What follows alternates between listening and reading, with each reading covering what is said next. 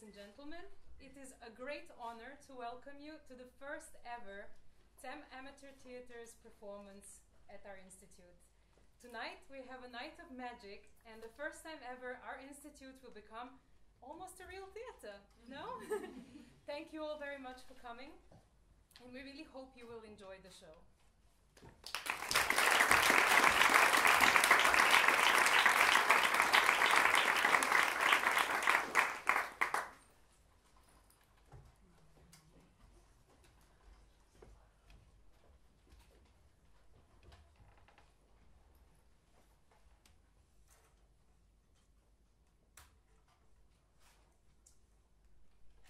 Statement of accounts due from Monsieur Argon to Monsieur Fleuron. To Monsieur Fleuron. To Monsieur Fleuron.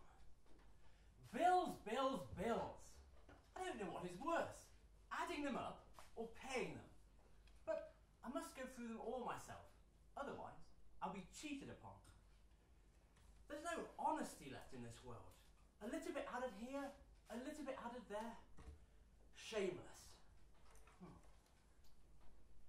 3 and 2 are 5, 5 is 10, 10 is 20. Item. On the 24th, a small, insinuative clyster, gentle and preparative in nature, intended to soften, moisten and refresh the bowels of Monsieur Argon. What I like about my apothecary, Monsieur Fleuron, is his bills are always civil. Almost poetic. All the same, Monsieur Fleuron, it is not enough to be civil. One must also be reasonable and not plunder the sick. It may have eased my digestive processes, but it enrages me. 30 crowns for a clyster? As I have already told you, with all due respect, elsewhere you only charge me 20 crowns. And 20 crowns, in the language of apothecaries, is only 10 crowns. Item. On the same evening, a julep, hepatic, supiferous and somniferous, intended to promote the sleep of Monsieur Argon. 35 crowns. I do not complain of that. I slept like a baby. 10, 15, 16, 17 crowns and 63 cents. Item. On the 26th, a comminative clyster intended to cure the flatulence of Monsieur Argon. The prescription repeated itself again in the evening. 50 crowns. 20 crowns, Monsieur Fleuron. Item. On the 28th, a dose of clarified and adulterated whey, intended to soften, temper, lenify and refresh the blood of Monsieur Argon. 20 crowns. Monsieur Fleuron, if you please, if you go on like that, no one will wish to be unwell. Be satisfied with 4 crowns. So this month I've taken 1, 2, 3, 4, 5, 6, 7, 8 different mixtures, and 1, 2, 3, 4, 5, 6, 7, 8, 9, 10, 11, 12 different clysters. And last month I had 12 mixtures and 20 clysters. I'm not surprised, therefore, that this month I don't feel quite so well as I did last month. I shall talk to Dr. Pagon about the matter, and he can rectify it.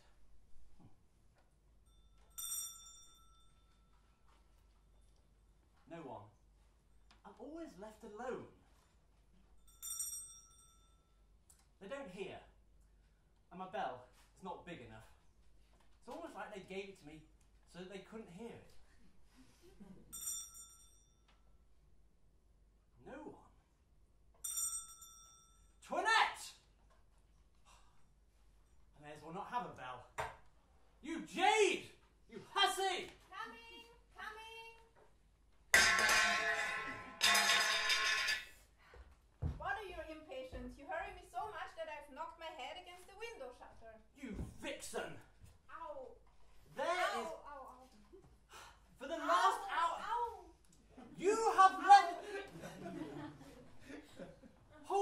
tongue, you simpleton, and let me scold you. Scold me after I've almost killed myself obeying you? You make me bawl until my throat is sore. I think you've given me laryngitis.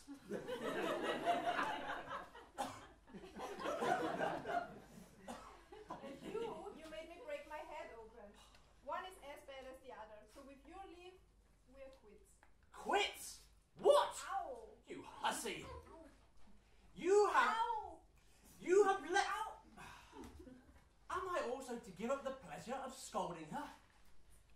If you have the pleasure of scolding, I surely can have the pleasure of crying. Let everyone have his fancy. I suppose I will have to give up the pleasure of scolding her. Take these away.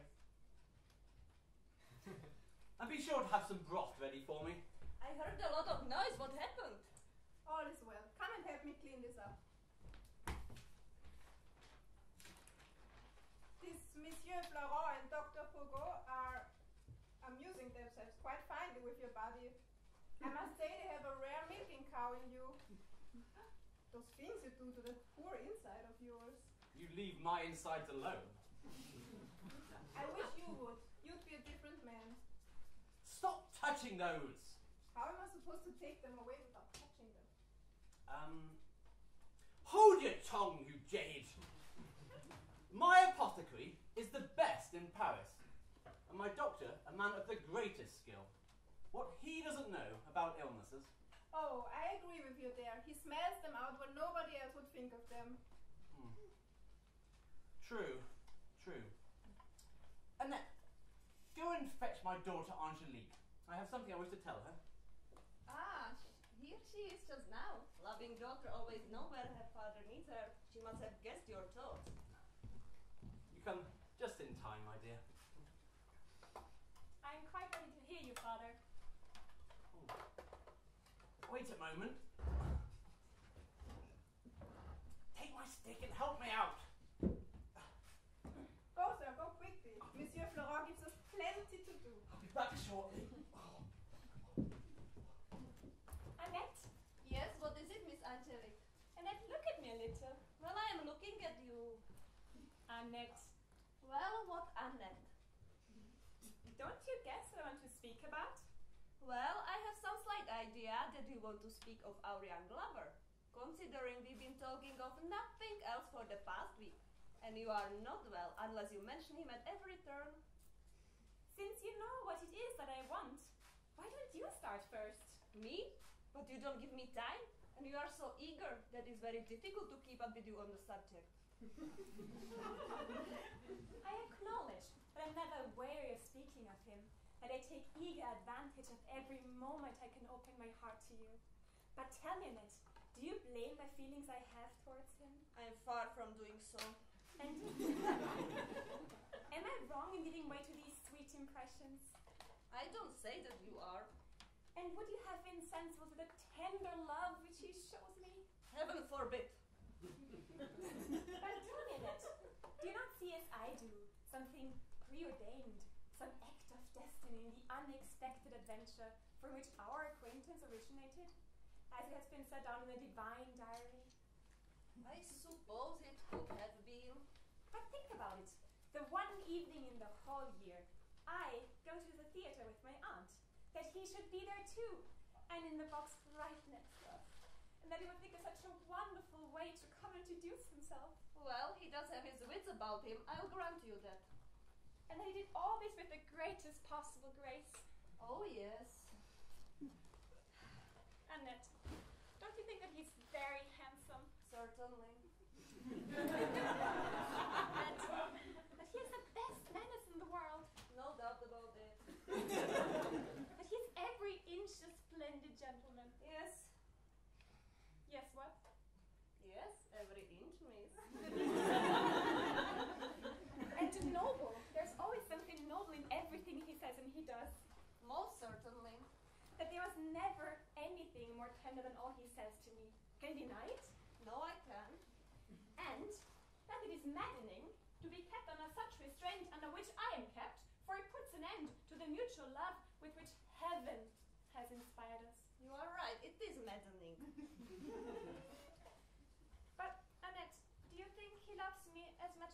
he does.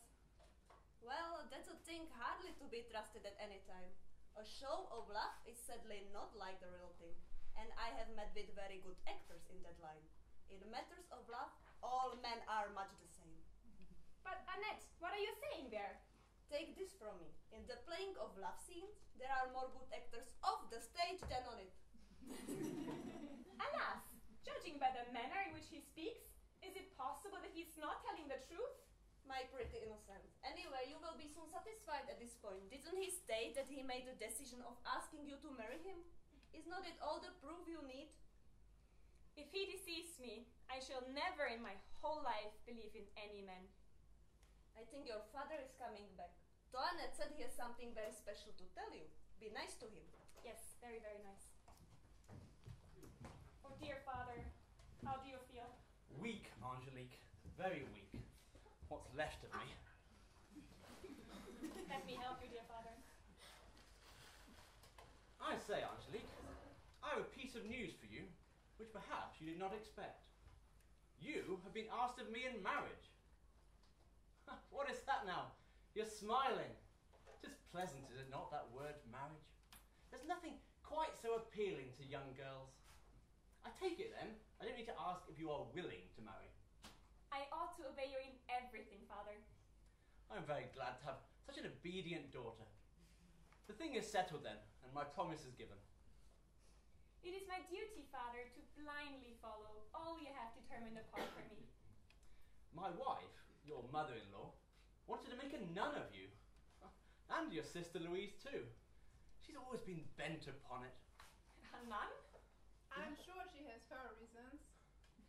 She would not consent to the marriage, but I carried the day, and my word is given. I'm pleased with you for that, and it's the wisest thing you ever did in your life. I've not met the person in question, but I'm told that I shall be satisfied with him, and that you too shall be satisfied. Most certainly, father. Well, how? Have you seen him then? Since your consent to our marriage authorizes me to open my heart to you, I will not hide from you that chance made us acquainted 6 days ago, and that the request which was made to you is the result of the sympathy we felt for each other at first sight. Well, they did not tell me that, but I'm very glad to hear it. It is better that things should be so. I'm told that he is a tall, well-made young fellow, Yes, indeed. of fine build, Yes, father. pleasant, Very much. with a good face, Very good. steady and of good family, Quite. with very good manners, The best possible. and speaks both Latin and Greek. Oh, I didn't know about that. And in 3 days, he'll be made a doctor. A doctor, father? Yes, did he not tell you? No, indeed. Who told you that? Well, Dr. Pergon. Does Dr. Belgon know him then? What a question! Of course he knows him. He's his nephew. Cléante is a nephew of Dr. Belgon?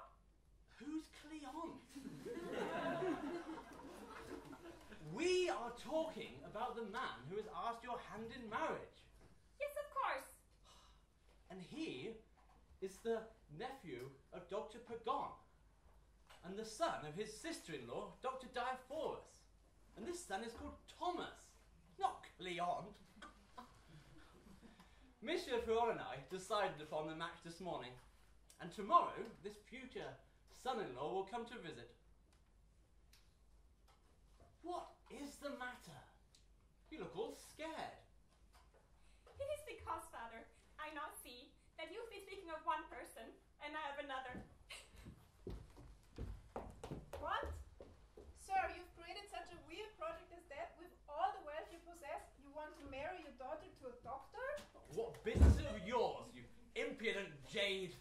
Gently, gently. You always begin by abuse? Cannot we reason together without getting into a rage? Come, let us speak quietly. What reason you have that you ask for such a marriage?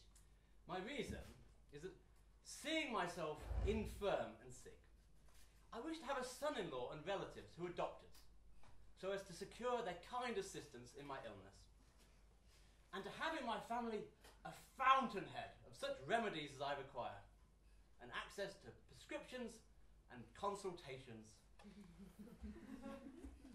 Very well, at least that is giving a reason. But sir, on your conscience, do you really and truly believe that you are ill? Believe that I'm ill? You jade! Believe that I am ill? You are ill. You are very ill. Let's agree upon that. But your daughter is to marry a husband for herself, and as she's not ill, what is the use of giving her a doctor? She must have a doctor for my sake. And an obedient daughter ought to be delighted to marry for the sake of her father's health. Please, sir, can I, as a friend, give you a piece of advice? What piece of advice? Not to think of this match. And your reason? The reason is that your daughter will never consent to it. My daughter will not consent to it? No. She will tell you that she has no need of Dr. Diaphorus, nor of Dr. Diaphorus' son, nor all the Diaphoruses in the world. But I have need of them. Besides, the match is more advantageous than you may think. Dr. Diaphorus has only this son and heir, and Dr. Pagon, who has no wife or child, gives everything he has in favour of the marriage. And Dr. Pagon is a man worth 8,000 crowns a month. What a lot of people he must have killed to become so rich. 8,000 crowns is something, and that's not to mention the property of the father. That's very well, sir. But at the same time, please, I advise you, choose another husband for her. She's not meant to become Mrs. Diaphorus. But I will have it so. Nonsense, don't speak like that, dear me. And why should I not speak like that? Because people are going to say that you don't know what you're talking about. People may say what they like, but I will have her make my promise come true. I feel sure she won't. Then I will force her. Sir, I tell you, she will not do that. She will, or I will put her in a convent. You? I You will not put her in a convent. I will not put her in a convent? No. No? No! Well, this is great, isn't it? And what's it going to do with the two of you anyway? I'll not argue with you. I'll not demean myself. I'll not say a word. Not a single word. But will you listen? You can't help it. You're not deaf. Not yet. Please, Messiah Argan. Dear Messiah Argan, don't do that. And who will hinder me? You yourself. Myself? You will never have the heart to do that. I shall. Rubbish. How dare you say rubbish to me? Sir, I've been working in this house for many years. I know you well enough. You are naturally kind-hearted. I am not kind-hearted. And I am wicked and cruel when I want to be. And I command her to take the man that I have chosen upon. And I decidedly forbid her to do anything of that kind. What have we come to? When a scrub of a servant speaks in this way in front of her master. When a master is not considering what he's doing, a sensible servant should set him right. Impudent girl! It is my duty to oppose to what would be a dishonor to you. Come here and let me teach you how to speak to me. I don't wish to see you commit anything foolish. You jade! You hussy! Yes, sir. Sir, you are ill. Worthless hussy! You are ill. You are Yes. very ill. Yes, very ill. It's enough to kill me. Leave me.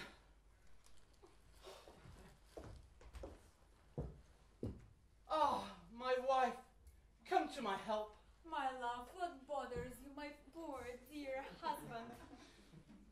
Come to my help, my dear. What is the matter, my dear loving sweetheart? My love. Yes, my love. They have put me in a rage. Alas, my dear husband, how is that, my only love? My own Jade Toinette. She's grown more insolent than ever. Gently, Pettikins. She has put me in a rage.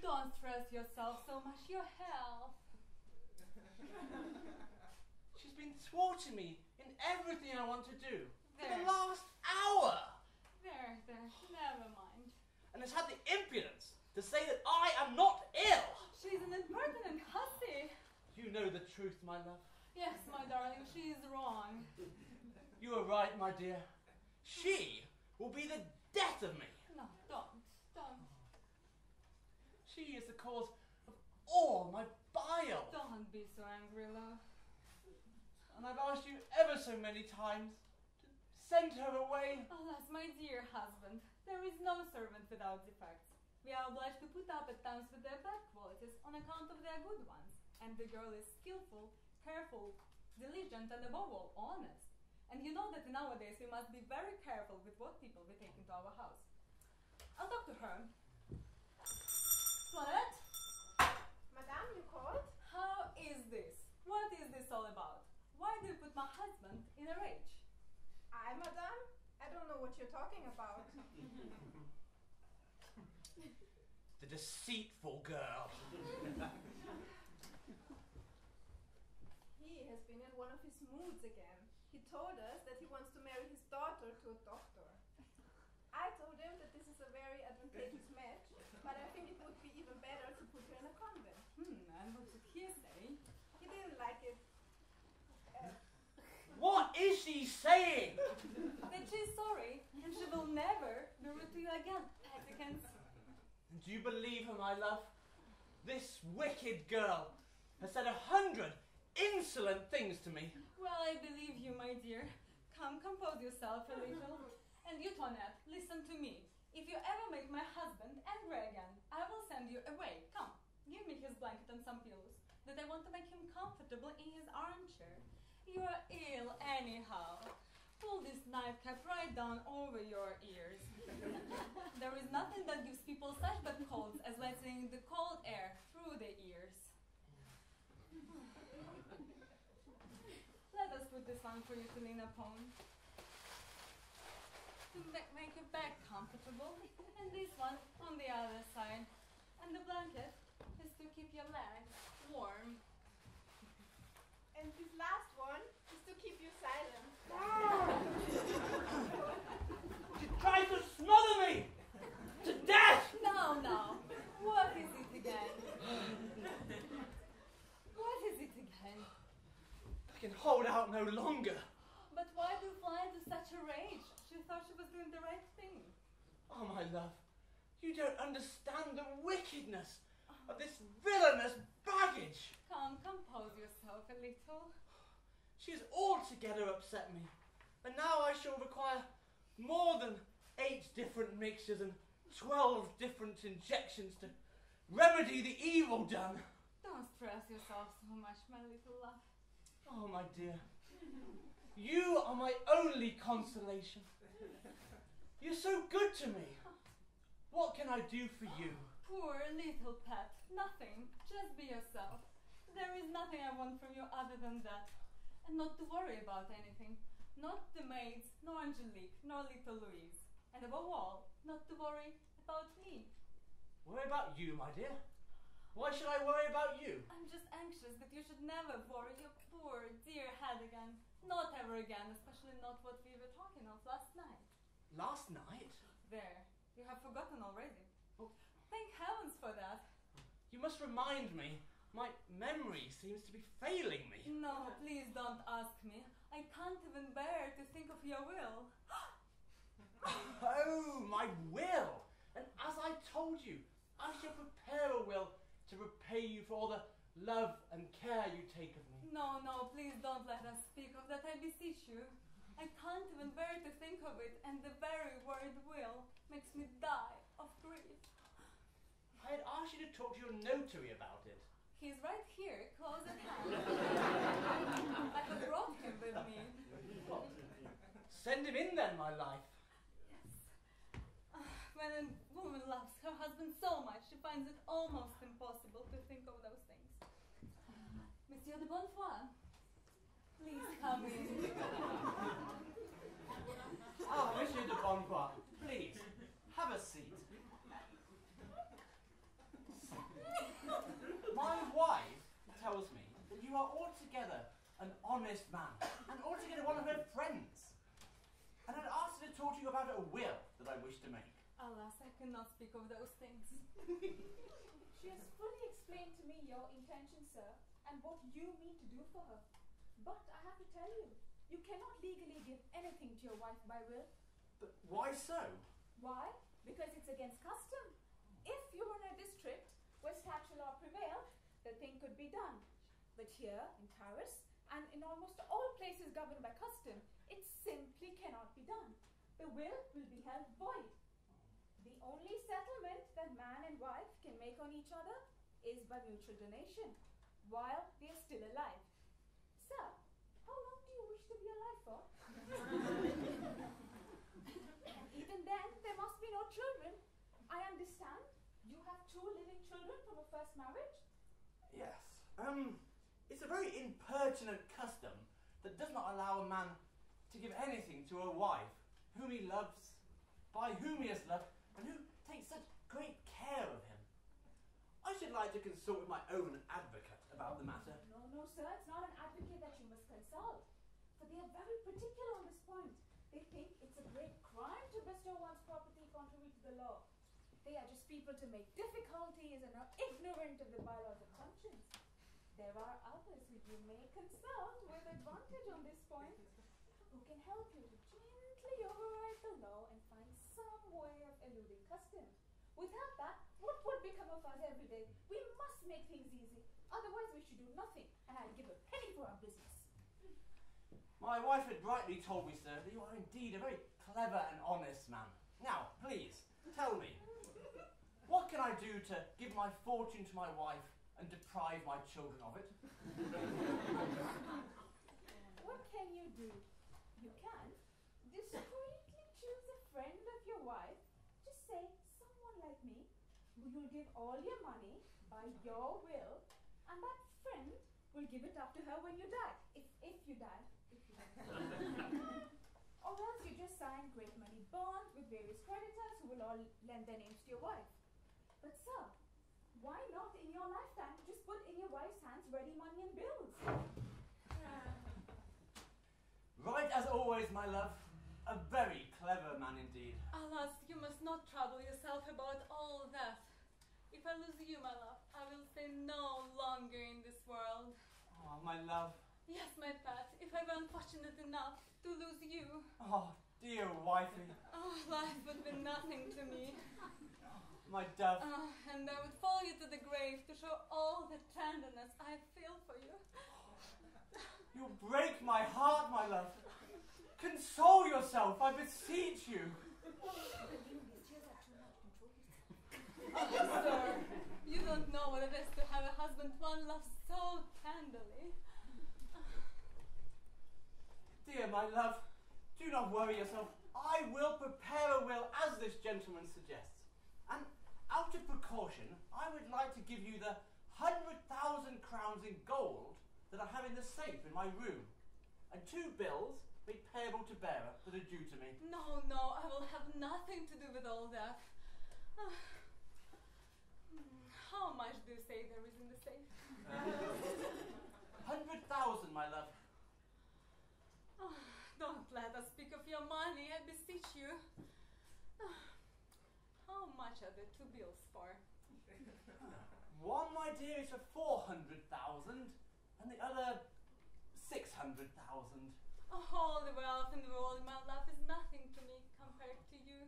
Sir, let's go if you will now. Yes, sir, but I think we will be more comfortable in my own little study. My dear, would you mind helping me up? Come, my poor dear husband.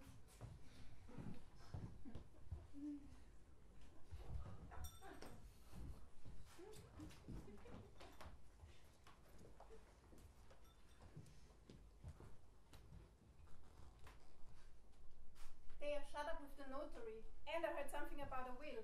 This stepmother of yours never sleeps. Tonette, what am I to do? Let him dispose of his money as he likes, as long as he doesn't dispose of my heart in the same way. You see to what violence it is subjected? Do not forsake me, I beseech you. I forsake you?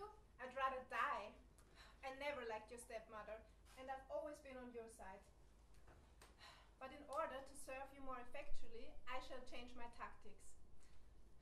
I will try to hide my wish to help you and pretend to be on their side. Try, I beseech you, to let Cleon know about the marriage they have decided upon. Toinette? I'm called away. Good night. Trust me.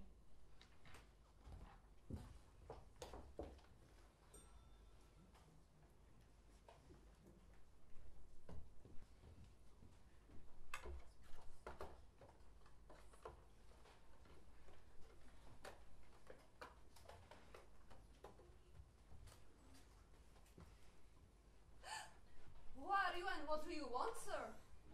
Who am I? Ah, is it you? What a surprise! What are you doing here? I came to learn my destiny, to speak to the lovely Angelique, to consult the feelings of her heart, and to ask what she means to do about this fatal marriage arrangement of which I have heard of. How dare you come here? Very well. But no one can speak so easily, if at all, to Angelique. You must take precautions, and you have been told how narrowly she is watched. She never goes out, and she never sees anybody. It was just through the curiosity of her aunt that we obtained leave to go to the theater, where your love began. Well, therefore I'm not here as Cleon, nor as her lover, but as a friend of her music master, from whom I have obtained leave to say that I came here as her acting teacher. Her father is here. Withdraw a little and let me introduce you. Dr. Pegon told me that I should walk 12 times up and down my room every day. But I forgot to ask him whether it should be the length or the breadth of it. Silly me. But in the meantime, I shall walk 6 times in this direction and 6 times in this direction. Sir, there's a... Oh, speak low, you jade. You give me a heart attack. You must always remember that you must speak low with sick people. I wanted to tell you, sir, that... Speak low, I tell you. What? What are you saying? Sir, Oh. there's a gentleman here who came to see you. Send him in.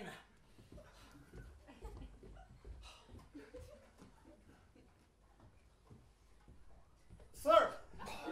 Don't speak so loud. For fear of Monsieur Argot having a heart attack. Sir, I'm delighted to find you up and to see you're doing better. Better? It is false. Master is always in. I had heard that your master was feeling better, and I think you look well in the face. Well in the face. It is false. He looks very bad. I agree. It's only impertinent folks that say that Master is healthy. Quite true. I'm heartily sorry for it, sir. Your daughter's music master had to go into the countryside for a few days, and as I am his close friend, he asked me to come in his place to give your daughter a few acting lessons. Acting is very important. Very well. Send for Angelique. Shall I not take the gentleman to her room? No. Make her come here. But he cannot give her a good lesson if they're not left alone. Oh, yes, he can. Sir, it will only stun you, and you should have nothing to disturb in the state of health you are in. No. I like acting lessons. Ah, here comes Angelique. Go and see if my wife is dressed and ready. Ah, my dear, your music master has gone into the country, and he sends this person instead to give you an acting lesson. Oh, heavens! What is the matter? There's nothing wrong with acting lessons. It is just such a strange coincidence. How so?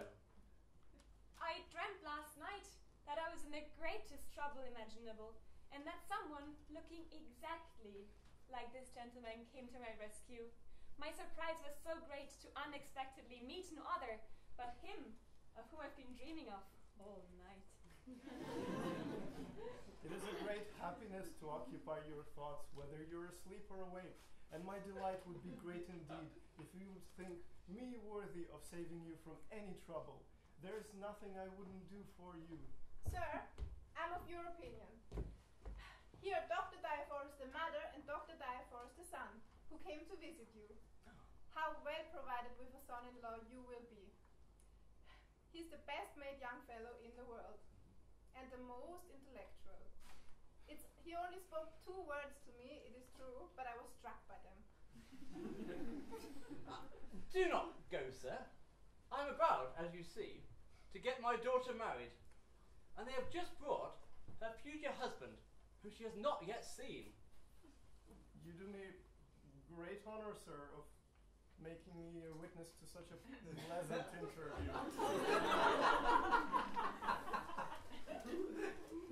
He is a son of a clever doctor, and the marriage will take place in 4 days. What? In 4 days? Yes, please inform her music master about it, that I invite him to the wedding. I will not fail to do so, sir.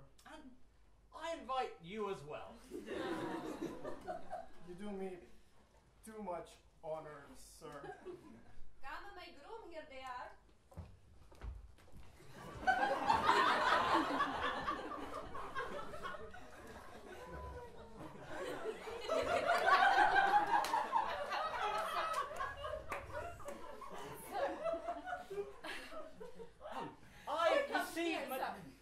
With great joy, honor you. I apologize, madame. Dr. Pagon forbids me to remove my hat. You are of the profession and understand the consequences if I were to do so. Sure. We are bounding all our visits to bring relief to you and not to injury them. Now, Thomas, come forward and pay your respects. Ought I not to begin with the father? Yes? So my turn now. Yes. Sir, I come to salute, acknowledge, cherish, and revere in you a second father. But a second father to whom I owe more, I dare to say, than to the first. The first gave me birth, but you, sir, have chosen me. My father received me by necessity, but you have accepted me by choice. What I have of him is of the body, corporal. What I have from you is of the will, voluntary. And as the mental faculties are always above the corporal, so much the more I render this future affiliation for which I came here today, to render you my most humble and most respectful homage. Long life to the colleges, which send such clever and eloquent people into the world.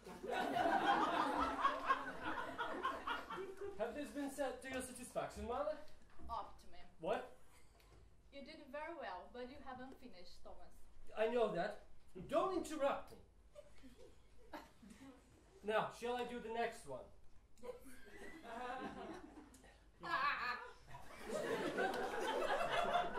Shall I kiss on the cheeks? Yes.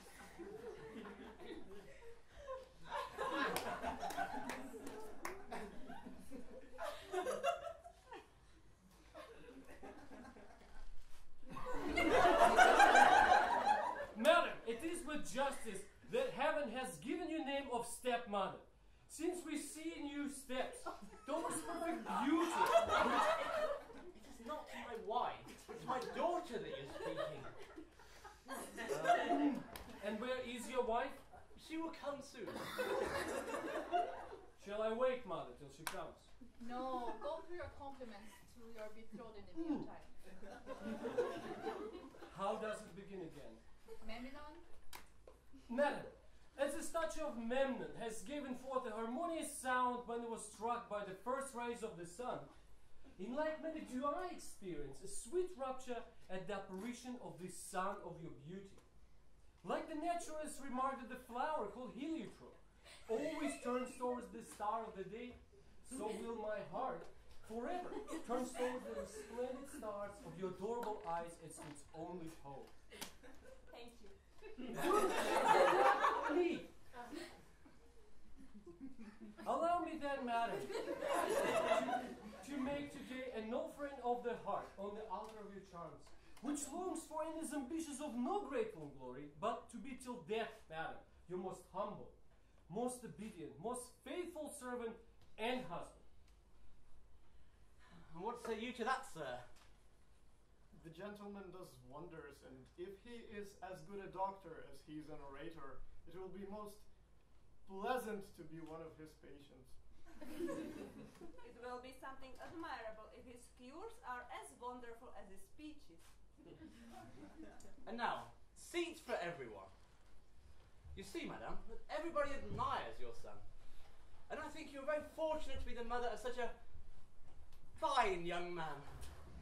Sir, it is not because I'm his mother, but I can boast that I do have reason to be satisfied with him. Despite all of those who see in him a youth without much cunning, he hasn't got a very lively imagination or that sparkling wit which is found in some others. But it is this which is found very important to the exercise of our art. As a child, Thomas was never what is called sharp or lively. He was always quiet, peaceful, never saying a word, and never playing those little pastimes called children's games.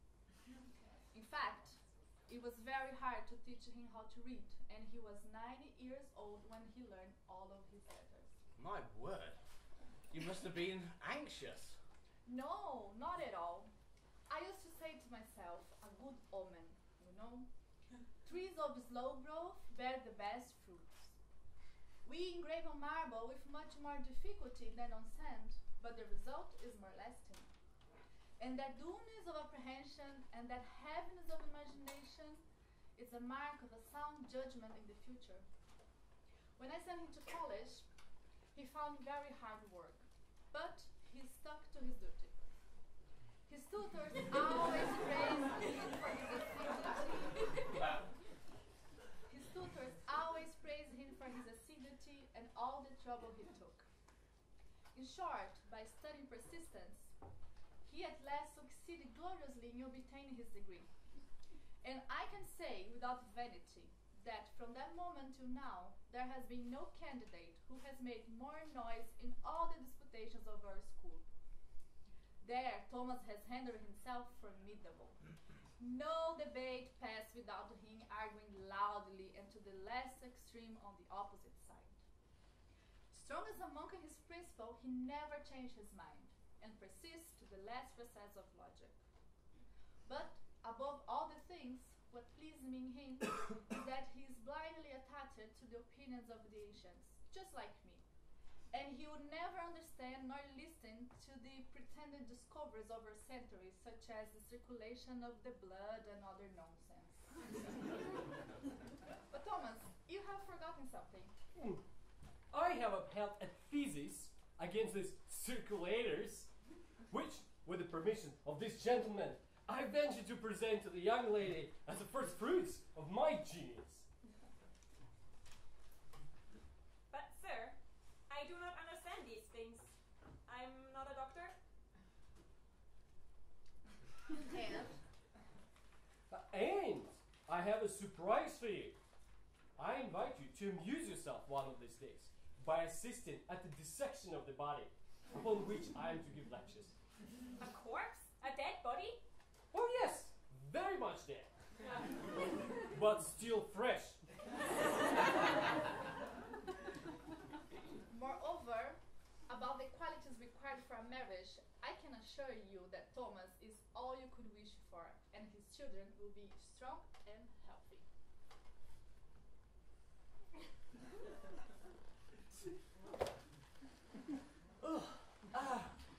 Do you intend, madame, to promote his application to faculty and obtain for him a position of physician there? To tell you the truth, sir, I have never had any inclination to practice with the nobility. It was never pleasant to me, and I have found that it's better to confine yourselves to the ordinary people. They are more convenient, and as long as you follow the rules laid down by the faculty, you don't need to trouble yourself about the results. What is irritating the most about people of rank is that when they are ill, They positively expect their doctors to cure them. How very absurd. How can they think of you to cure them? You are not placed near them for that. You are only there to prescribe remedies and receive your fees. Quite so. You are only bound to treat people according to the forms. True. Very true. And now, for some entertainment. Sir, please make my daughter act something before the company. I was waiting for your commands, sir, and I propose, in order to amuse the company, to act with a young lady a rather modern piece. It has lately become very popular. Here's the script. The script? Don't refuse, please, but let me explain what is this scene we must play. It is a rather modern piece. You have much talent, I have heard. It is a piece with a bit of irregular verse, but with much passion and necessity. Sounds a bit odd. But let us hear it. The subject of this scene is as follows.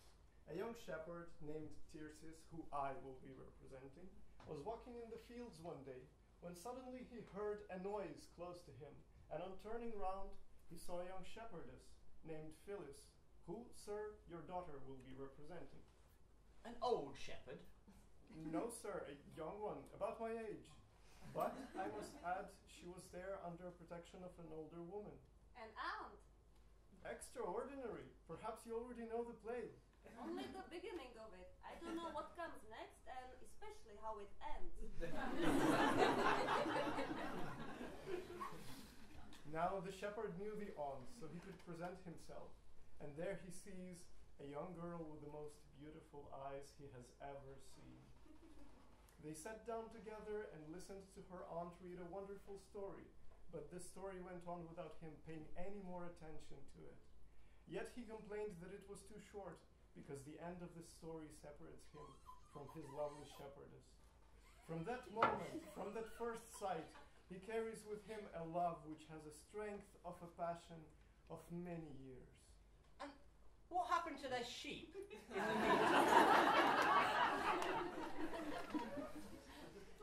The shepherd and the shepherdess in the story had no sheep. Why are they called that then? What would you call them, sir? Sir, you must not interrupt. Poor shepherd. What happens next? He now feels all the pains of absence and is tormented by no longer seeing what he beheld for such a short time. He tries every means of meeting with the sight so dear to him, and the remembrance of which pursues him day and night. Yet she was so well guarded, he could do nothing.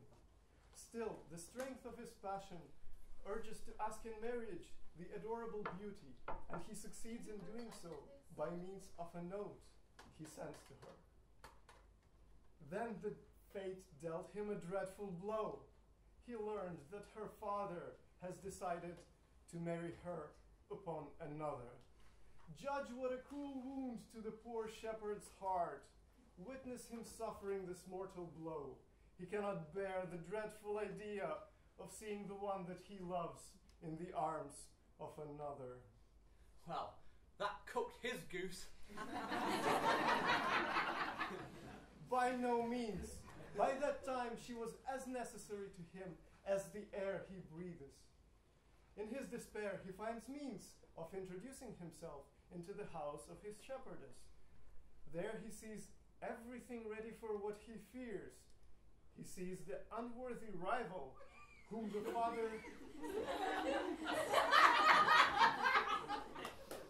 father opposes to the tenderness of his love.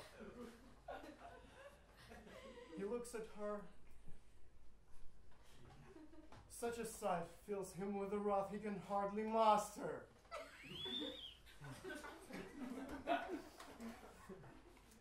He looks at her despairingly, but the respect he has for her and the presence of her father prevent him from speaking, except but with his eyes. In the end, he breaks through all restraint, and the greatness of his love makes him speak as follows.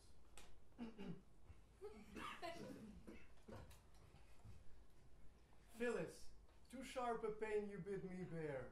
Break this stern silence. Tell me what to fear. Disclose your thoughts and bid them open lie. To tell me if I live or die. The marriage preparation saddened me, overwhelmed with sorrow.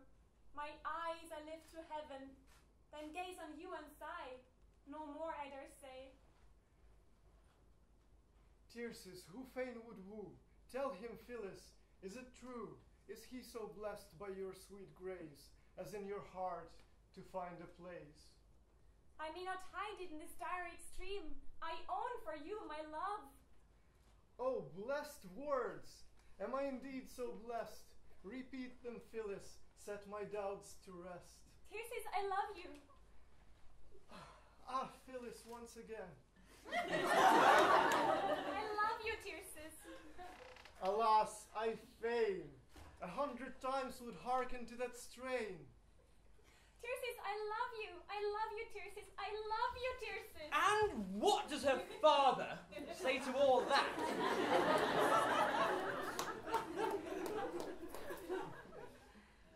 Nothing. Then here's a fool for putting up with such silly things without saying a word. Ah, my love. No, that will quite do. A play like this is in very bad taste.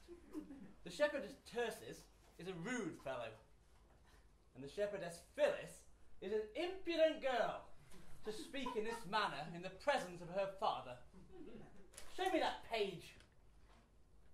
And where are the words that you have just read?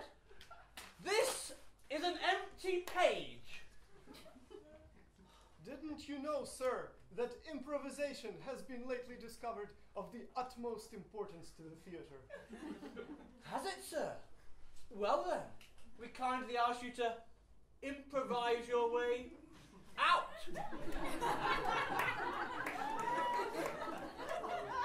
We could have done very well without your useless play. I thought I should amuse you, sir. Foolish things do not amuse me, sir. Ah, here's my wife.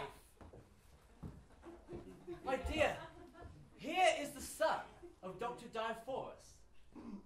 Madam, it is with justice that heaven has given you the name of stepmother.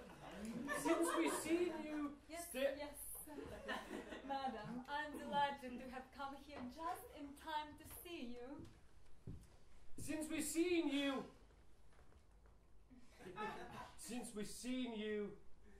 Madam, you interrupted me in the middle of my speech. You have troubled my memory. Keep it for another time, Thomas. I wish you'd been here just now, my love. Oh yes, how much you have missed by not being at the second father, the statue of Memnon, or the flower called Hebe. And now, my dear, shake hands with this gentleman and pledge him your troth. Father! What do you mean by father? Father, I beg you. Give us more time to get to know each other and to grow in us that sympathy so necessary to a perfect marriage. As far as I am concerned, madam, it is already full grown within me, and there's no reason for me to wait. I am not as quick as you are, sir, and I must confess that your marriage has not yet made enough impression on my heart. Nonsense. There will be plenty of time for an impression to be made after you're married. Father, I beg you. Marriage is a chain which should never be imposed by force. And if this gentleman is a man of honor, he ought not to accept a person who would only be his by force. Nina consequentiam. I can be a man of honor, madam, and still accept you from the hands of your father. To do violence to anyone is a very strange way of starting inspiring love. We read in history, madam, that it was a custom to carry off a maiden by force from her father's home, so she wouldn't seem to flee on her own into arms of another man. The history, sir, is a past, but we live in the modern times now. This is not necessary in our age. Nowadays, when a marriage pleases us, we know very well how to go to it without being dragged by force. Have a little patience, sir, if you love me. You ought to do what I wish. Of course, madam. but without prejudice to my love. But to submit to the will of her who is loved is the greatest sign of love. It is in vain for you to argue. This gentleman is brand new from college. Why refuse the glory of belonging to the faculty? She might have some other plans in her head. If I had, madam, they would be such as reason and honor allows. I am the one making plans here. Oh, if I were you, my love, I would not force her to marriage. I know very well what I should I know what do. you mean, madam, how kind you are to me, but I do hope that your advice may not be fortunate enough to be followed. That is because well brought up and good children, like you, should be obedient to the will of their fathers. Obedience was all very well in former times. The duty of a daughter has its limits, and neither reason nor law extend it to all things. Which means that your thoughts are in favor of marriage, but only if you choose your husband yourself.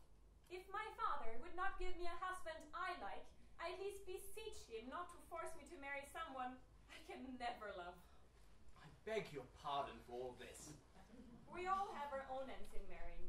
I, for my part, as I only want a husband I can love sincerely, and as I intend to dedicate my whole life to him, I feel bound, I confess, to be cautious. There are some who marry simply to free themselves from their parents, and to be at liberty to do all they wish. There are others, madam, who see marriage a matter of mere interest, and to get rich themselves by the deaths of those they marry. They pass without scruple from husband to husband, with an eye to their possessions. These, no doubt, are not so difficult to satisfy, as they care little what their husband is like. Oh, you're very full of reasoning today, Angelique. I wonder what you mean by all of this. Aye, madam. What can I possibly mean but what I'm saying? Oh, you're such a simpleton, my dear. One can hardly follow what you are saying. Listen to me. Either you will marry this gentleman, or you will go in a convent. I give you 4 days to decide. Do not concern yourself too much, my dear. I will resolve this matter. Sir, we shall now take our leave. Before you go, madame, I beg of you, please, to tell me how I am. Yes, sir, sure. Thomas, take the other arm of this gentleman. I want to see if you can form a proper judgment on his pulse. Kiddiches. Dico, the pulse of this gentleman is a pulse of the man who is not well. Excellent. That it is duriscos, if not to say durus. Optime. A little irregular, Bene.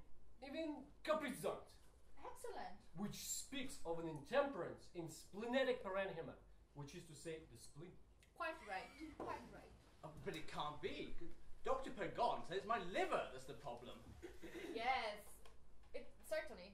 Who says parenchyma says both one and the other because of the great sympathy which exists between them through the means of the vas breve, the pylorus, and the meatus choledich. Now, before you leave, tell me, how many grains of salt ought I give to an egg? 6, 8, 10, by even numbers only. I'm greatly obliged to you. I hope we will very soon have the pleasure of seeing each other again. Before I go out, I must inform you of one thing you must be very careful about. While passing before Angelique's door, I saw a young man with her, who ran away as soon as he noticed me. A man? In my daughter's room? Yes, your little daughter Louise, who was with them, will tell you all about it. Send her in, my love. Send her in at once. I am no longer surprised by the resistance that she has shown to this marriage. What do you want, Papa? My stepmom asked me to come to you. Yes, come here. Come closer. Nearer. Stand up straight. Look straight at me. Well, What, Papa? have you nothing to tell me? Oh, yes. I can tell you if you like. The story of the assy skin, or the fable of the fox and the raven. I know this one by heart. That is not what I want of you. What is it then? Ah, the cunning little girl. You know exactly what it is I want. No, indeed, Papa. Is that how you obey me? What? Have I not asked you to tell me at once everything you see? Yes. And have you done so? Yes, Papa. I always come to you and tell you all I see. And have you seen nothing today? No? No? No! Quite sure? Quite sure! I will make you see something soon. You didn't tell me that you had seen a man in your sister's room. Forgive me, Papa, forgive me! No, first you must be punished for lying. Papa, it's my sister. She asked me to do not tell you anything, but I will tell you everything. No, no. First you must have a flogging. Forgive me, Papa. Forgive me. No, no. Come.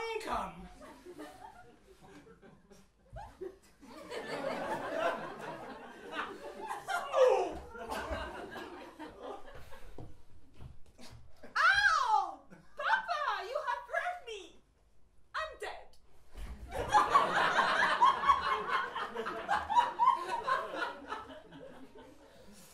How now? What does this mean? Louise? Louise!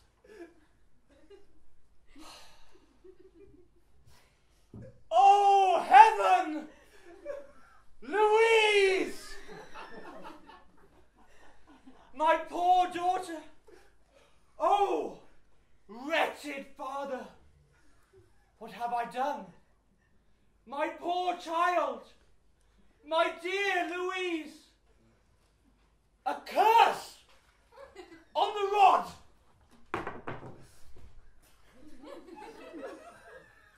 My dear child!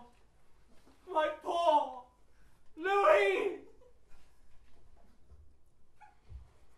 Come, Papa, come. Don't weep so. I'm not dead yet.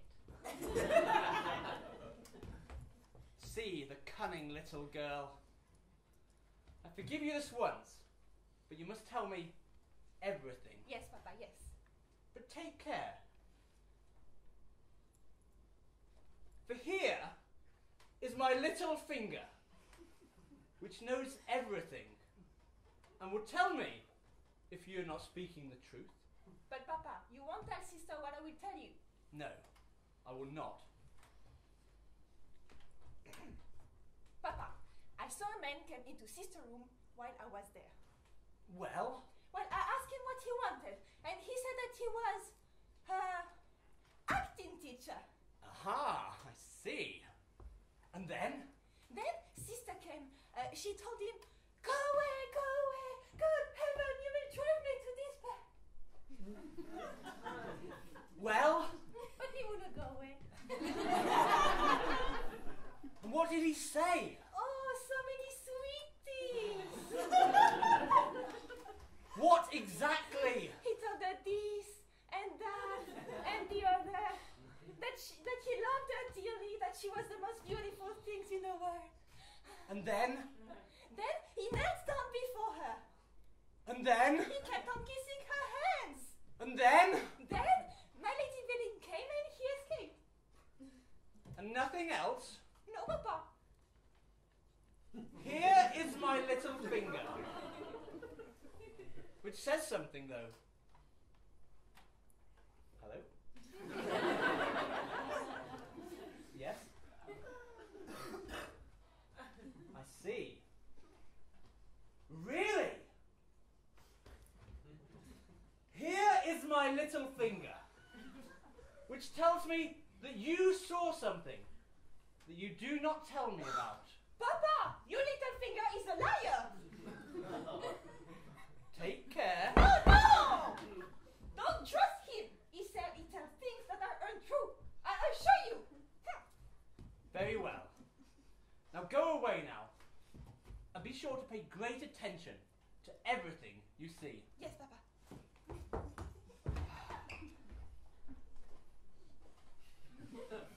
Children are not children anymore. I've hardly enough leisure to attend to my own illness. I am quite done up.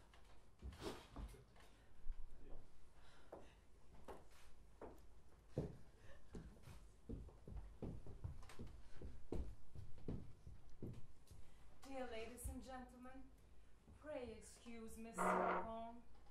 He's very ill. What's left of him? Help him off.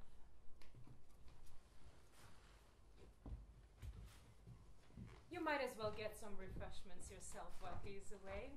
See you in 15 minutes. Thank you.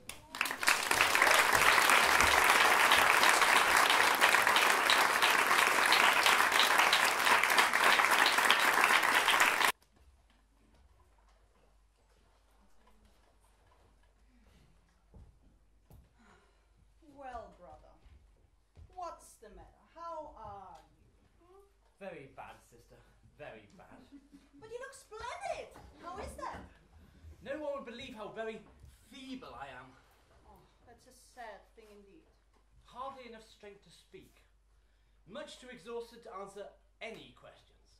Well, that's what I came to do, brother. I came here to propose a match for my niece, Angelique. Is it the acting teacher? Acting teacher? He's certainly not that, though he has many accomplishments. He's handsome, well-connected, rich, and she loves him. Do not speak to me of that wicked, insolent, brazen-faced girl. I'll put her in a convent before 2 days are over. All right, I'm glad to see that you still have a little strength left in you and that my visit does you good. Wait here a moment, I must leave you. Sir, you forgot that you cannot walk without your stick. Oh yes, how very careless of me. Ah, Madame Bernadette, so good that you came. Please don't give up the interest of your niece. And this wedding is planned really soon. No, I shall do all in my power to forward her wishes. But if there was only a way of putting this marriage off. Pardon me, but the only thing that could divert your brother's mind would be some new illness, new treatment, drastic and very urgent. But all the doctors are on his side. Then we shall get him a new one. Can you do that? I have an idea. It's rather mad. I think your brother is coming back. Please stay here and act your part the best you can. We have a new helping girl in the kitchen. We can have her impersonate a doctor. I will tell Toine. Oh, for God's sake. Do you need a hand, brother? Yes, I see it more clearly now. You do not look all that well at all. I should have been more sympathetic. Now, let me ask you, brother, above all things, not to excite yourself during our conversation. I agree. To answer without anger to anything I may mention. Very well. That's very good for you. And we can reason together upon the business I want to discuss with you without any irritation. Goodness me, yes. What a preamble. I know you have a heart of gold. Gold? I very much doubt it. There is something the matter with it. It's most certainly not that. It's such a wit. How is it then, brother, that with all the wealth you possess, you speak of marrying your daughter to a man she does not want? How is it, dear sister, that I am head of my household and can't do all I think fit? What can possibly be your reason for wishing to give her in marriage to that doctor? My reason is I wish to have a son-in-law who suits my wants. But it's not what your daughter requires, and we have a more suitable match for her. But he is more suitable for me. It's only sensible. Forgive me, brother dear, if I'm slow-witted, but please explain yourself. He is a doctor. Yes. And his mother is a doctor. And his uncle is a doctor. My doctor. And in a case like mine, 3 doctors are better than 1. But does she marry a husband for herself or for you, brother? Oh, he must do both for her and for me. I require people in my family of whom I have need. So if Louise were old enough, you would give her to the apothecary or what? By God! Great idea!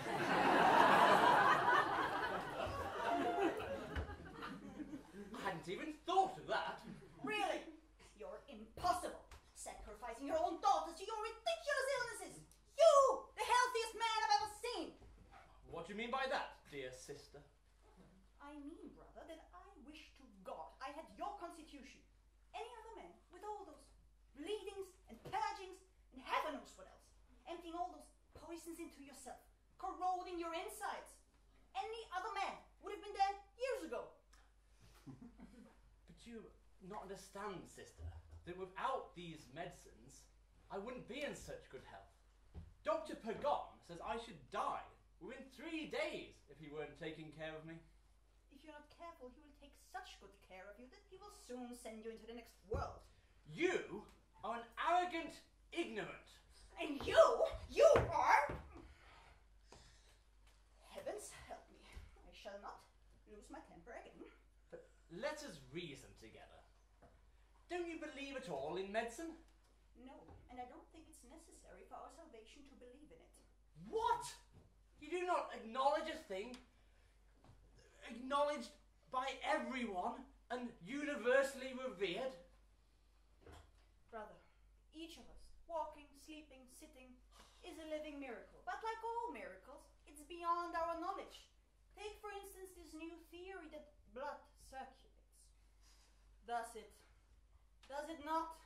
Who knows and who will ever know? Maybe in 100 years to come when we have more knowledge. Though I sincerely doubt that. But for now it's just guesswork. They do more harm than good. Why will you not believe that a man can cure another man? For the simple reason, brother, that the springs of our machines are mysteries about which men are as yet completely in the dark. And nature has put too thick of a veil in front of our eyes for us to know anything about it. But still, they must believe in their art since they make use of it themselves. All the great deceivers in this world begin with deceiving themselves. They have to, or they wouldn't be so good at it. Like your Dr. Pagan. We must bear him no ill will for the harm he does us. And it's with the best intentions in the world that he's sending you to the next world. By killing you, he will do no more than he has already done to his wife and children, and then he would do to himself if needed. It is because you have a spite against him. But let us get to the point. What is to be done when one is ill? Nothing. Nothing? Nothing, brother. Only rest. Nature, when we leave her free, will herself gently recover from the disorder into which she has fallen. It is our anxiety and our impatience which does the mischief. And most men die of their remedies, not of their diseases. Still, you must acknowledge that in certain things we can aid nature. Brother, these are pure fancies with which we deceive ourselves. When a doctor speaks to you of purifying the blood, refreshing the bowels and the brain, rebuilding the spleen, renovating the liver, correcting the lung, fortifying your heart, re-establishing and keeping up the natural heat, and of possessing secrets with which to lengthen your life for many years, he repeats to you the normal physiological processes. But when you test the truth of what he has promised to you, you find that it all ends in nothing. Fantastic. You are a great doctor, I see. And I wish one of those gentlemen were here right now to take up your argument and to check your babble. In fact, I'm not alone in thinking so. You should come to the theatre with me someday. I should take you to see some of Molière's comedies on this subject. Your Molière is a fine, unmannerly fellow with his silly plays, taking off honest people like doctors. He ought to be punished. It's not the doctors themselves he takes off, but the absurdity of medicine.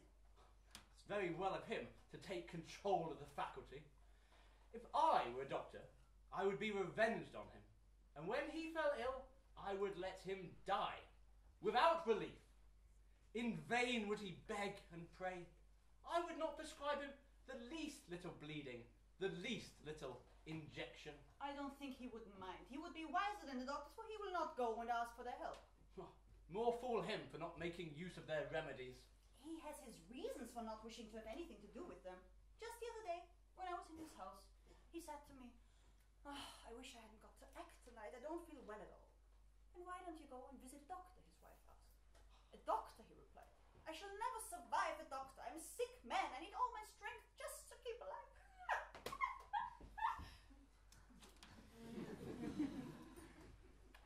What absurd reasons! Do not speak to me any more of this fellow, for it makes me so angry, and you will give me his complaint. Heavens alive! Who is this? Ah, good master apothecary. Now, monsieur, if you please. Yes, one moment. Dear sister, with your leave, I must retire. Retire? Now? I haven't said all I have to say. Most unfortunate. I must take this Calista. Some other time then. Are you joking? Some other time will be too late. What do you mean by too late? I came to talk about my niece's wedding, not about your health. Oh, well, that's all settled. It's tomorrow, so there's nothing to discuss. I see how it is. You are behaving disgracefully, with such utter selfishness, with such unnatural, unfatherly cruelty that you cannot even talk about it. It's not your health that you lost, but your conscience. Insufferable! You don't know what you're talking about. And in front of my apothecary. Have you no family feeling? Ask him to leave. Sir! Send him away. I beg your pardon? Granted. Put off this ridiculous treatment and have it in the evening or tomorrow. I take that very much amiss. You can take it how you will. Who is this lady? My sister. I am very sorry to hear that. I am a busy person. I cannot afford to waste my time like this. What right have you to interfere?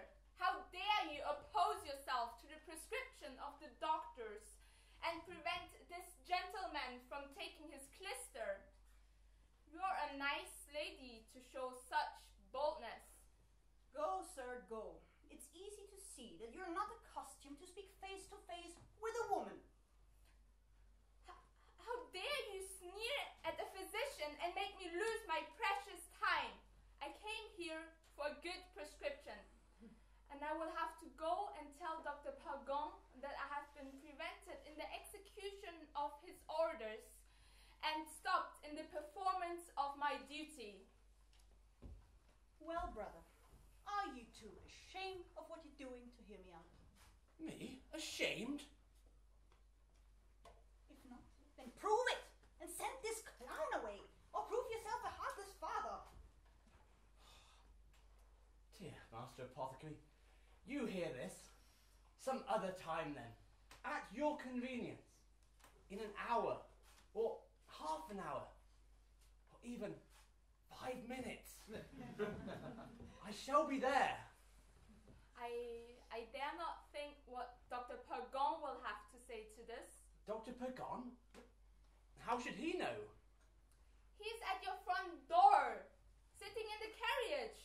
He was the one who drove me here and said he'd wait for me. If I know him, and I do, you will hear more of this. Good day.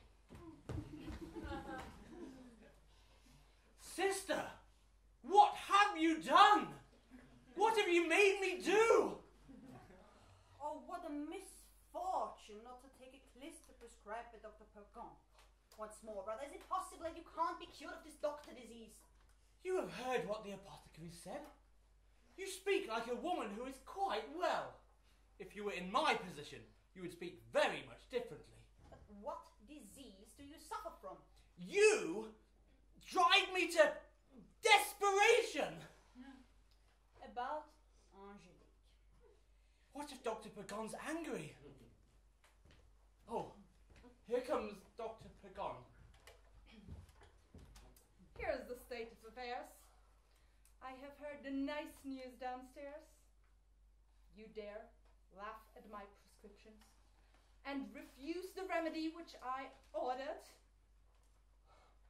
Dear Dr. Pagon. Don't you, Dr. Pagon, me! Never before in my professional life have I been so insulted.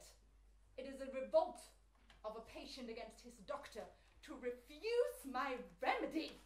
Refuse? No! Only postpone. If anything, that is even worse. With my prescriptions, when they are taken, is by far more important than what they actually are.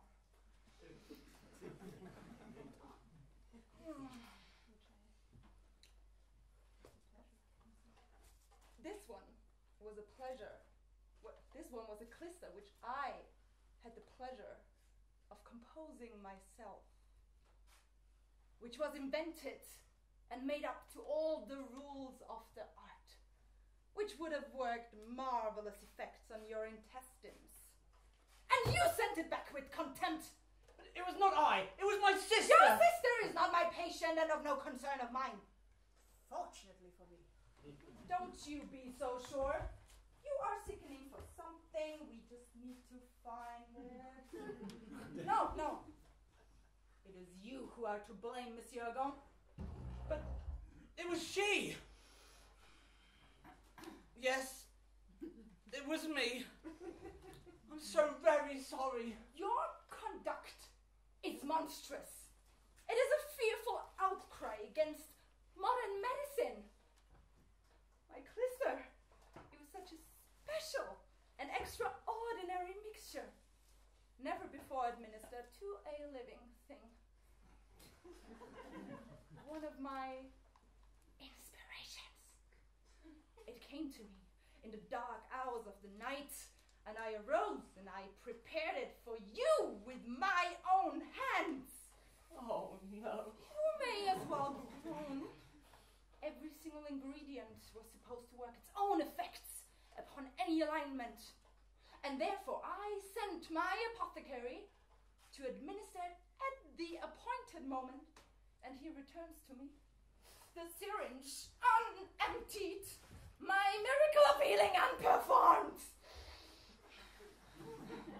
And that does not constitute only a mortal insult against me as a person, but is a crime of high treason against the whole medical faculty. It is a revolt of ignorance against authority. This cannot be tolerated. It must be nipped in the bud, right here, without mercy. I declare hereby that I will have no more intercourse with you. Oh, no. You have brought this on yourself by despising my clister. I would have cured you in a very short time. But now, I wash my hands off you, and I'll leave you to your fate. And you're not to envy. In a very short time from now, you will fall into a state of apepsia, and then into a state of eupepsia, and right after that, into a state of mepepsia. And a very short time after that, you will get into a state of dry pepsia, and then directly after that into a pepsia. And when the dreaded poison of that spreads into your every organ, as it will in a very short time, then you will die. And horribly so. Mercy on me! One more thing. What more? You've killed me already! Is that not enough? Here is the deed of gift, which I made to my nephew in favor of the planned marriage. I have nothing to leave you but my pity!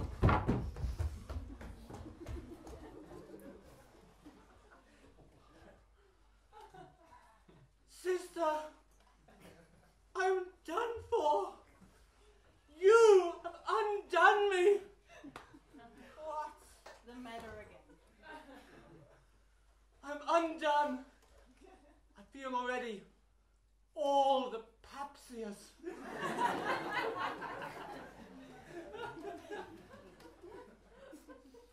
They are coming. Really, brother, don't be a fool. Dr. Bagon's threats have as much chance of killing you as his medications of curing you. Shake yourself a little and you recover yourself.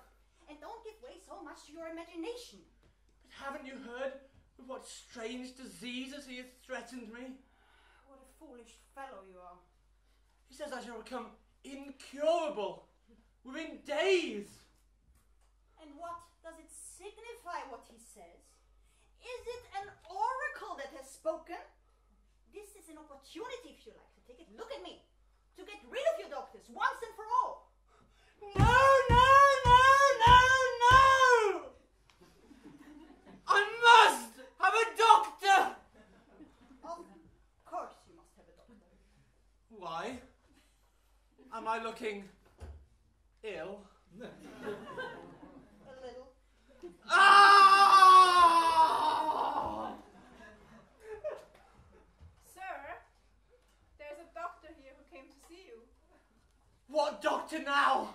A doctor of medicine, not a PhD.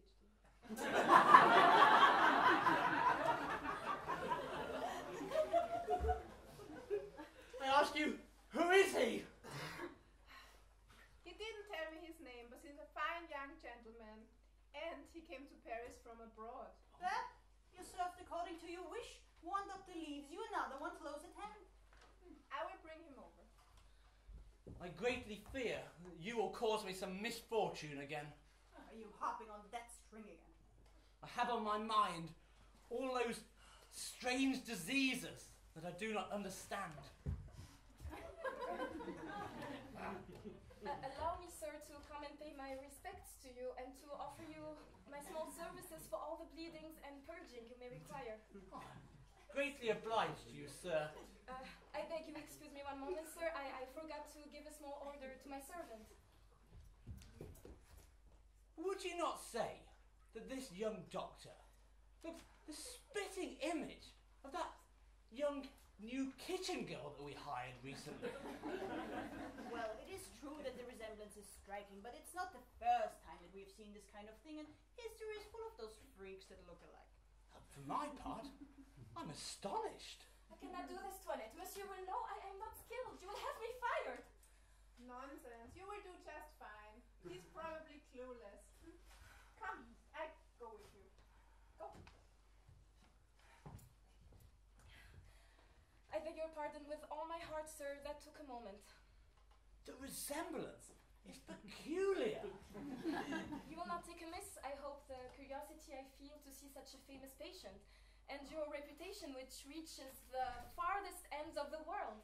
That is my excuse for the liberty I'm taking to come to see you. I am your servant, sir. Well, I see, sir, that you are looking earnestly at me. What age do you think I am? I should think 26 or 27 at the utmost. I am, in fact, 90 years old. 90 years old? Yes.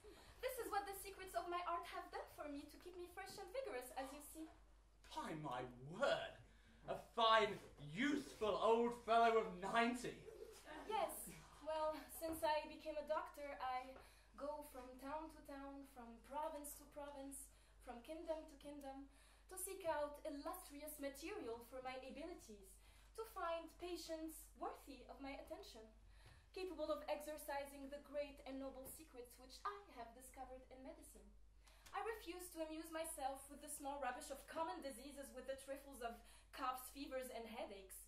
I seek diseases of importance, such as good non-intermittent fevers with delirium, good plagues and good dropsies, and good pleurisy with inflammations of the lungs. Those are what I like and what I triumph in. And I wish, sir, that you had all of those diseases combined and that you had been given up, despaired of by all the doctors, and to the point of death, so that I might have the pleasure of showing you the excellency of my remedies and the desire I have of giving you service. I shall not give you your youth back, but I can certainly promise you a vigorous middle age.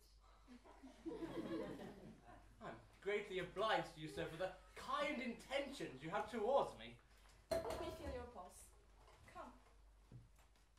Beat properly, please.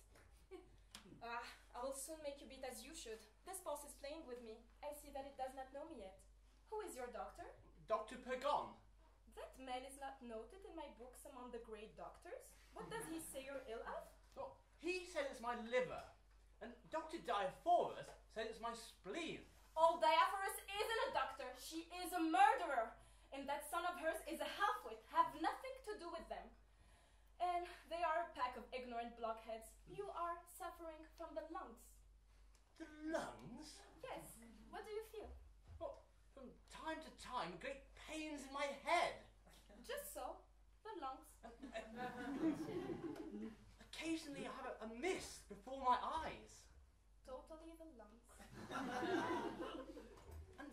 sometimes I feel sick. The lungs. And now and then, it's as if all my limbs have a great weariness. Yes, the lungs. And sometimes I have great pains in my stomach, like the colic. Yes, the lungs. Do you eat your food with appetite? Yes, sir. Well, it's the lungs. They make you hungry. Do you like to drink a little wine? Oh, yes, sir. Well, it's because of the lungs. Do you feel sleepy after your meals and willingly enjoy a little nap? Yes, sir. Why? Exactly as I foresaw. The lungs. The lungs, I tell you. What does your doctor order you for food? He orders me to eat soup. Ignoramus. They probably told you should have roasted beef. No, only boiled veal. Yes, roasted, boiled, that is the same. And fresh laid eggs. Ignoramus. And at night, a few prunes to relax the bowels. And above all, to drink my wine well diluted with water. Ignorantus, ignoranta, ignoratum! You must have your wine pure. And to thicken your blood, which is too thin as I feel it right here, you must eat good fat beef and good fat pork and good Dutch cheese and chestnuts and maybe rice puddings. Just to make it all adhere and conglutinate. Your doctor is an ass. I will send you one of my own school and I'll come to visit you from time to time during my stay in this town. I'm much obliged to you, sir. Wow! Did that hurt? That arm is so weak. It is of no use. I would have it off. What? Why? Don't you see that it attracts all the nourishment to itself and hinders the other side from growing? But I have need of my arm. Okay. Do your eyes ever water? Considerably, yes. Well, I would have the right one plucked out if I were in your place. My right eye plucked out? Yes.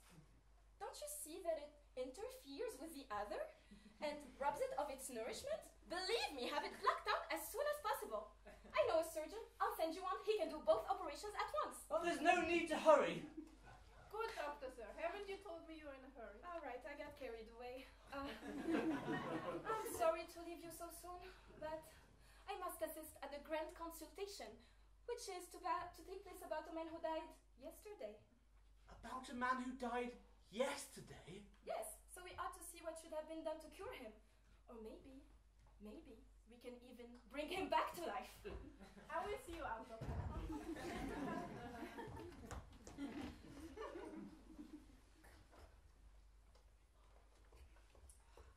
Come, I'm your servant. I'm in no choking mood. What is the matter? This doctor of yours, he's been trying to feel my pulse. There's nothing wrong with that. That's what doctors do. He has his own ideas as to where the pulses are. His age, 90. Brother, you should take a heart. Remember what he promised you? Vigorous, middle age. There will be no holding you back. Yes, but he goes a bit too fast, doesn't he?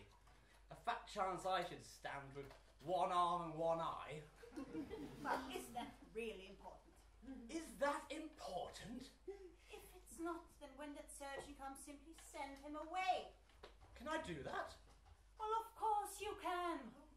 Now I say, brother, after having heard all about Dr. Bergon, Dr. Diaphorus, won't you at last give me leave to speak of the match which I propose for my niece? No. She will be a nun, since she has rebelled against me. I suspect there is some love business at the bottom of it. And I have come into possession of a certain secret interview that they don't suspect me to know anything about. Well, and suppose there was a little inclination. Where could the harm be? Would it be so criminal when it all tends to what is honorable? Marriage. Be that as it may be, she will be a nun. My wife has wished for it, and since my plans have failed, she shall have her way. Your wife has wished for it. For God's sake, why? That is of no concern of yours. I see what you're aiming at. And my wife is very much in your way. Well, yes, brother, since I must speak out, your wife enrages me. If there is anything that bothers me more than your impertinent infatuation for your doctors, it's your utter blindness about your own wife. a way about Mistress. She's a person against whom there's nothing to be said. A person without deceit. And she loves Master. I can't even express how much. Well said, Toinette. I did not expect that of you. Please, tell her all the caresses she lavishes upon me, all the uneasiness my sickness causes her, and the care and attention she takes of me. Yes, indeed, and I can even prove it. Prove it. How? Let me undeceive her. How? Mistress will soon come back. Stretch yourself full length in this armchair and pretend to be dead. You will see what grief she will be in. Pretend to be dead? I don't like this idea at all. So when it comes to proof, you're afraid to face it. Very well. I consent. But don't let her wait too long, for she might die of grief. Trust me for that. I can hear she's coming. Hide behind the door. Are you quite sure there's no danger in pretending to be dead? No. Keep quiet now. Oh heavens! What a misfortune! What a strange accident! What is the matter, Toinette? Oh, your dear husband. What about him? I don't know how to tell you, but your husband is dead. Dead? I just came here and there he was, cold and lifeless. My husband is dead? His poor heart must have stopped. Are you quite certain? Really? Crying? Toinette? I don't know what you've got to make such a fuss about. Oh, don't be ridiculous. Now that the old fool can't hear us, at least be honest. Oh, God riddance, I'm delivered from the most grievous burden. And what earthly use was he to anyone? His endless illnesses and treatments, nights and days on his maids and servants. Oh, there were even times when I didn't know how to bear it all. Now, it's over. Thank heavens for that. An excellent eulogy. Toinette, you must help me carry out my plans, and I will make it worth your while if you serve me. Since by good luck, nobody is aware of his death yet, let us put him in his bed and keep the secret until I have done what I wanted.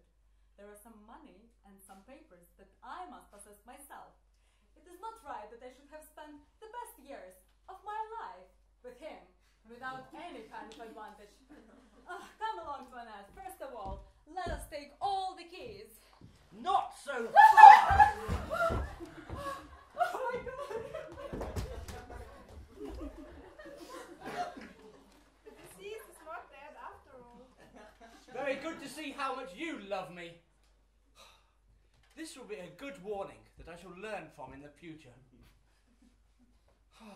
And now, dear sister, I really wish I was dead. The one person in the world who I was sure loved me. Now I have nobody. That's absurd. You have me. And you hate me. I would never hate you, brother. And you take me to be an old fool. That's a quite different thing. But if you don't want to be taken for a fool, then stop behaving like one. And you have your daughters. And they both hate me now. Oh, Louise is far too young whether to know she's loving or hating, and Angelique loves you with all her heart.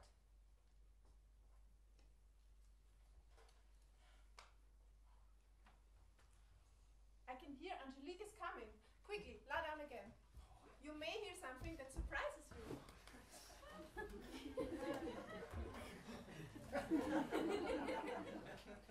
Oh heavens!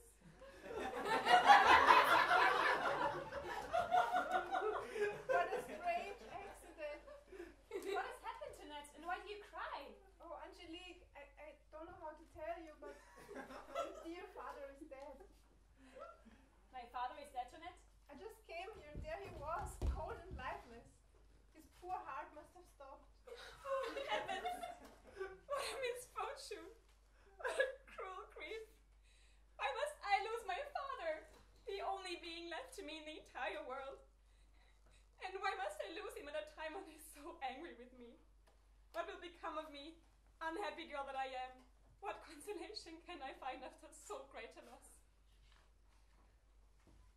What is the matter with you, dear Angelique? And what misfortune makes you weep? Alas! I weep for what was most precious and most dear to me. I weep for the death of my father. Oh, what a tragedy. Alas, I was coming here to pay my respects and to incline his heart to give us his blessings. Oh, Cleante, let us talk no more of this. I can never be yours without my father's consent. Now my father is dead, and I will have nothing to do with the world, and will renounce it forever. Oh, dear father, if I could only bring you back to life. If I resisted your will while you lived, I will at least now follow your intentions, and by that make amends for the sorrow I have caused you. Let me make you this promise here, and give you proof of my repentance.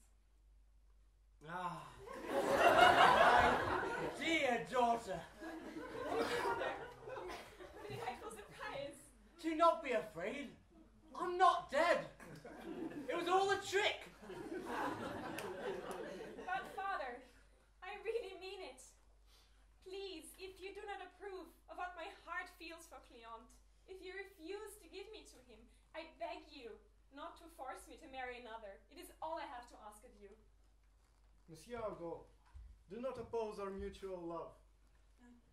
Brother, how can you resist all this? Will you remain insensitive before such affection? I can't let her marry this terrible acting teacher.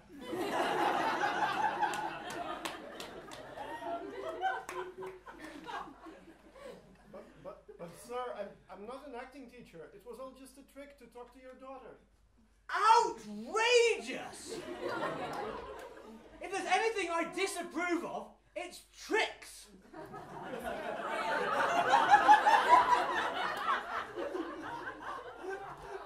All right. You aren't a doctor by any chance, are you? No, sir, but I will become one if that's what it takes to have your daughter's hand. Well, let him become a doctor, and I will consent to the marriage. Turn doctor, sir, and I will give you my daughter. But dear brother, it just strikes me. Why don't you become a doctor yourself? It would be much more convenient to have everything you require within yourself. Me? Why not? I take it, sister, that you are making fun of me. What do I know of illnesses? Can I study at my age? Study? What need is there? What do you need to know except about your own? And about this, you know more than any man in Paris. But I must know Latin, and all the diseases and their remedies. You will pick it up in no time. And when you put the doctor's coat on, all of that will come by itself, and all you say will anyway sound like a pearl of wisdom. And look at you, sir. You even have a beard. A beard is half the doctor. Shall we have the thing done immediately then? I happen to know that in the house next door there is a meeting of the faculty. Toinette, go and invite them here at once. How? Immediately? Oh, yes, in your house. In my house? We will perform the ceremony in this very room. It will cost you not a single cent. But what can I say? What can I answer? You will be instructed in a few words. Now everybody, prepare yourselves. Very well. Let it be done.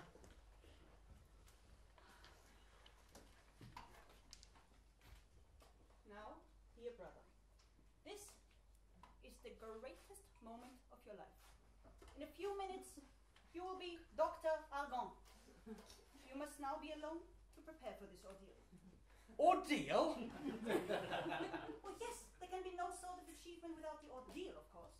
And the ceremony will be in Latin. Latin? You must do your best. But I must be a doctor first, before I can speak Latin.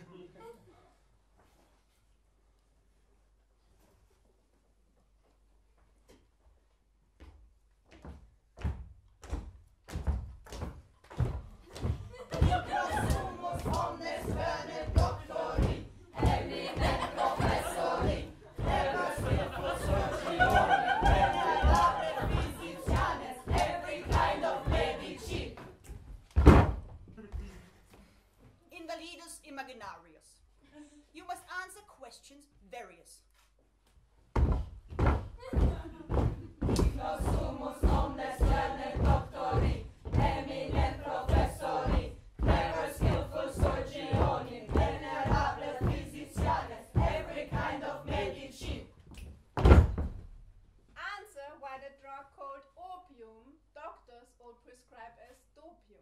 Why? Because non disputandum.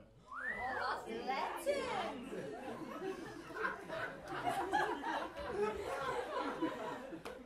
Et quod erat demonstrandum, opium is well known to omnibus as a remedy for insomnibus. Excelente! Excelente! Argon is intelligente! Vivat! Vivat! Vivat Argon! He knows all the doctor's jargon! Answer by for gripes and fever, doctors order laxativa. Why? Because non disputandum. Et quod erat demonstrandum, enima administrare, emitica donare. Purgativa prescribare. Ergo, pergo. Jubilate! Jubilate! Vivat! Vivat! Vivat Argon! Answer why? For bile and bad odor, boils of every category. Ergo, pergo. Jubilate! Jubilate! Vivat! Vivat! Vivat Argon! Tell us now, without erratum, what the learned facultatum Recommend us for diabolicus, collywobbles, and the colicus. Ergo, pergo. Jubilate! Jubilate! Vivat! Vivat! Vivat Argon! What for bunions, corns, and calluses? Dandruff, doldrums, and paralysis. Measles, mumps, and laryngitis. Ligomots and cervitus. Ergo, pergo. Jubilate! Jubilate! Vivat! Vivat! Vivat Argon!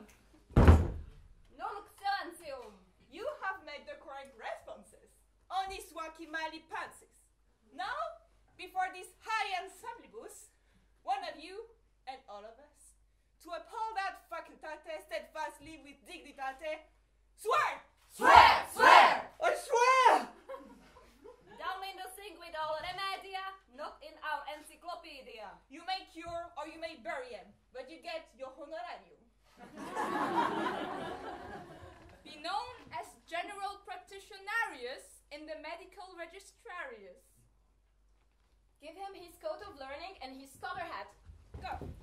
Mumble. Talo! Hek! Hopus! Hopus! Fetch'em! Choke'em! Stop'em! Novus Doctor! Quack, quack, quack!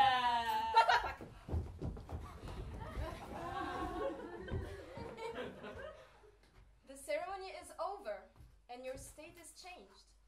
No longer in imaginary and valid, but in your own right, Doctor Imaginary. Congratulations. We are all very proud of you. What are you waiting for? Quickly! A pen and paper! I don't feel so well. I need to write myself a prescription.